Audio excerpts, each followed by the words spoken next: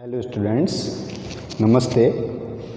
आज के इस वीडियो में जो मैं टॉपिक लेके आया हूँ, आरएनए के प्रकार पे हम चल रहे थे। आरएनए के प्रकार में एमआरएनए की क्लास हमारी कल हो चुकी थी। अभी बात करेंगे हम आरआरएनए की। स्टूडेंट्स, ये टॉपिक बीएससी सेकेंड ईयर का है, मॉलिक्यूलर बायोलॉजी और बायोटेक्नोलॉजी बुक से। बात करें आरआरएनए की, पहली बात, आरआरएनए का पूरा नाम क्या है students? Ribosomal RNA. Ribosomal RNA rRNA का पूरा नाम है। इसकी खोज का जो श्रेय जाता है, खोज किसने की इसकी? तो टीसीयर्स एवं वाटसन ने। दो साइंटिस्ट थे, एक का नाम टीसीयर्स था, दूसरे का नाम था वाटसन। इन्होंने 1958 में आरआरएनए की खोज की। स्टूडेंट्स, बात की जाए कि इसका निर्माण कहाँ होता है, तो निर्माण की यदि बात के कोशिका के संदर्भ में पूछें तो केंद्रक के अंदर होगा, लेकिन केंद्रक में भी इसका निर्माण पूछें तो केंद्रिका के अंदर, न्यूक्लियोलस के अंदर इसका निर्माण होता है। इसका निर्माण केंद्रिका में पूरा होता है। स्टूडेंट्स, इसके बाद जब केंद्रिका में इसका निर्माण होता है तो केंद्रिका से ये जैसे ही केंद्रक द्रव्य में आता है, बाहर आता है, तो ये राइबोसोम्स का निर्माण करता है और राइबोसोमल आरएनए कहलाता है। स्टूडेंट्स, आरआरएनए है जो दो उप इकाइयों में बटा हुआ होता है। मुख्यतः 30S छोटी इकाई है, 50S बड़ी इकाई है। लेकिन ये जो बात है वो किसके लिए है? प्रोकैरियोटिक कोशिका के लिए। यदि बात करें यूकैरियोटिक कोशिका की तो 60S और 40S, यानी कि 60S और 40S वाली उप इकाइयों में होगा। और बात करें, नॉर्मली आप पढ़ते आए हो कि 70S राइबोसोम्स किसमें पाए जाते हैं? प्रोकैरियोटिक कोशिका में। 80S राइबोसोम्स किसमें पाए जाते हैं? यूकैरियोटिक कोशिका में। इसके अलावा माइटोकॉन्ड्रिया में, क्लोरोप्लास्ट में, केंद्रक में भी 70S प्रकार के राइबोसोम्स पाए जाते हैं। मेन बात यह है कि आरआरएनए कुल आरएनए का, कोशिका के अंदर 3 प्रकार के आरएनए बनते हैं, एमआरएनए, आरआरएनए, टीआरएनए। उन तीनों प्रकार के आरएनएज में से 75 से 80% किसका होता है? आरआरएनए का होता है। 10 से 15% किसका होता है? एमआरएनए का होता है। और बाकी 5% किसका होता है? टीआरएनए का होता है। तो नेक्स्ट बात करेंगे, आरआरएनए पहली बात दोनों कोशिकाओं में पाया जाता है, यूकैरियोटिक कोशिकाओं में भी और प्रोकैरियोटिक कोशिकाओं में भी। आरआरएनए की संरचना की बात करें, ये तो इसकी बेसिक जानकारी हुई। खोज किसने की? टीसीयर्स एवं वाटसन ने। केंद्रिका के अंदर बनता है, केंद्रक में। इसके अलावा 70S और 80S दो प्रकार के एक तरह से इकाई हैं। और यदि बात करें इनके भी आगे चल के टूटने की, तो 30S छोटी इकाई है, 50S बड़ी इकाई है, 60S बड़ी इकाई है और 40S बड़ी इकाई है। ये यूकैरियोटिक कोशिका की बात है। आरआरएनए की संरचना के बारे में बात करें तो राइबोसोमल आरएनए की दो उप इकाइयाँ हैं, SSU और दूसरा है USU, स्मॉल सब यूनिट और लार्ज सब यूनिट करके, यानी कि यूनियन सब यूनिट USU और SSU दो सब यूनिट्स हैं। बात करें अब दो सब यूनिट्स में, ये तो हमने इसका बेसिक ले लिया। इधर यदि प्रोकैरियोटिक कोशिका की बात करेंगे तो बड़ी कौन सी होगी? 50 होगी। यूकैरियोटिक की बात करेंगे तो कौन सी होगी? 60 होगी। और इधर क्या होगी? 40S होगी। स्टूडेंट, बात करें S क्या है? S एक इसका इकाई है जिसको हम स्वेद वर्ग नियतांक या अपसादन गुणांक के नाम से जानते हैं। बाकी S का जो नेम है वो स्वेद वर्ग नियतांक के नाम से इसको जाना जाता है वैसे, और अपसादन गुणांक भी है। केमिस्ट्री में आप अपसादन की प्रक्रिया पढ़ोगे, उसमें इसका एक नियतांक है। बात करें आरआरएनए की संरचना है, वो विषाणु में कैसी होती है? एक लड़ीय होती है। विषाणु में कैसी होती है? एक लड़ीय।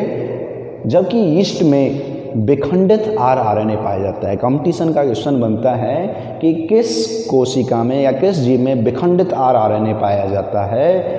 किस जीव में एक सूत्रीय आरएनए पाया जाता है? तो एक सूत्रीय का तो सीधा सा है विषाणु और कुछ पादप हैं, जबकि विखंडित के लिए मेन बनता है वो किसके अंदर पाया जाता है? ईस्ट के अंदर पाया जाता है। स्टूडेंट्स, यहाँ तक की बातें आपको समझ आई होंगी। इसके अलावा आरएनए में बनता कैसे है? आरएनए दो एमिनो अम्लों के मध्य पेप्टाइड बंध होता है और वो पेप्टाइड बंध है वो राइबोसोमल आरएनए का निर्माण करता है। तो मेरी बात समझ आई होगी। TCS वाटसन ने इसको खोजा, केंद्रिका के अंदर सबसे पहले बना। उसके अलावा छोटी इकाई, बड़ी इकाई, इसकी यूकैरियोटिक और प्रोकैरियोटिक दोनों में पाया जाता है। 75 से 80% होता है। उसके अलावा USU और SSU दो सब यूनिट्स हैं इसकी। विषाणु में एक लड़ी होता है, ईस्ट में क्या होता है? विखंडित होता है। दो एमिनो अम्लों के मध्य पेप्टाइड बंध होने के बाद ही ये क्या होता है? एक तरह से बन पाता है। स्टूडेंट्स, आगे की बात करेंगे हम कि आरएनए है वो दो प्रकारों में विभाजित किया, प्रोकैरियोटिक आरएनए और यूकैरियोटिक आरएनए। यदि आपको mRNA पर बड़ा क्वेश्चन आता है तो आपको इसी प्रकार से इसको विस्तृत रूप से लिखना। हालांकि तोड़ मरोड़ के निचोड़ के बात वही निकल के आ रही हैं, लेकिन विस्तृत रूप से बड़ा क्वेश्चन आता है 5 नंबर का, 4 नंबर का, तो इस प्रकार से आपको हेडिंग वाइज ही लिखना होगा। प्रोकैरियोटिक आरएनए किस में पाया जाएगा? प्रोकैरियोटिक कोशिका में पाया जाएगा। सीधी सी बात है भाई। प्रोकैरियोटिक कोशिकाएं कौन कौन सी हैं? 3 एग्जाम्पल हैं उसके, साइनोबैक्टीरिया, माइकोप्लाज्मा और आर्कीबैक्टीरिया।